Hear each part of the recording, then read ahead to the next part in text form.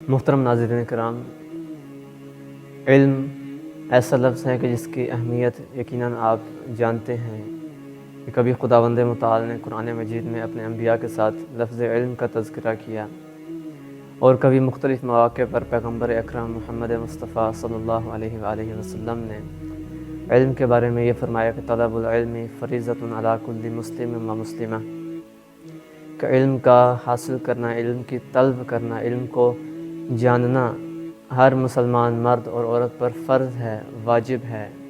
علم حاصل کرو، علم کی تاکید بیان کی۔ دیکھیے، آج میں علم کے کچھ فوائد بیان کرنا چاہوں گا۔ ان فوائد کی دو اقسام ہیں، کچھ فوائد انسان کی اپنے ذات سے متعلق ہیں، کچھ ان فوائد کے ضمن میں انسان کی وجہ سے دوسرے معاشرے میں دوسرے لوگوں کو ملتے ہیں۔ کچھ فوائد جو انسان کی ذات سے متعلق ہیں۔ پہلا فائدہ انسان کی ذاتی ترقی۔ اگر انسان علم حاصل کرتا ہے تو اس میں ذاتی ترقی کی جستجو پیدا ہوتی ہے، وہ خود ذاتاً ترقی کرتا ہے۔ اگر وہ کسی بھی فیلڈ میں کسی بھی چیز کا علم حاصل کرتا ہے، چاہے وہ سماجیات ہوں، معاشیات ہوں، کسی بھی چیز میں، چاہے بزنس ہی کیوں نہ ہو، علم ہے تو اس کو یقیناً اس کا فائدہ ملتا ہے۔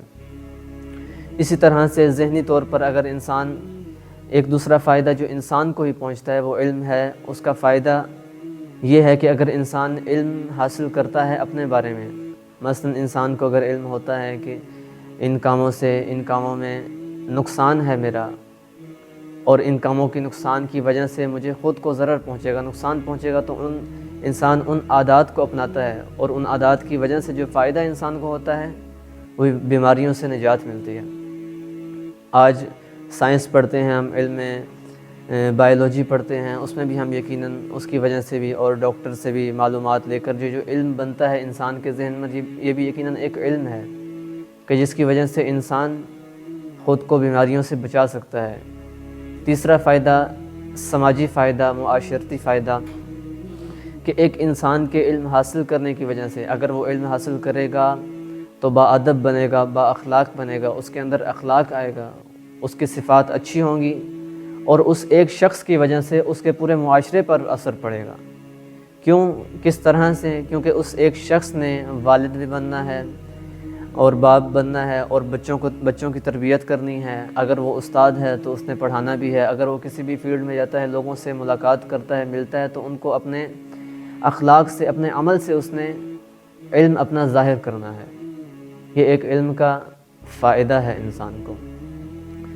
اور ایک اور فائدہ جو معاشرے کو پہنچتا ہے، چوتھا فائدہ معاشرے کو پہچاننا، کہ اگر انسان کے پاس علم ہوتا ہے، اگر انسان علم حاصل کرتا ہے، علم آ جاتا ہے، تو وہ معاشرے میں حق اور باطل کو پہچان سکتا ہے۔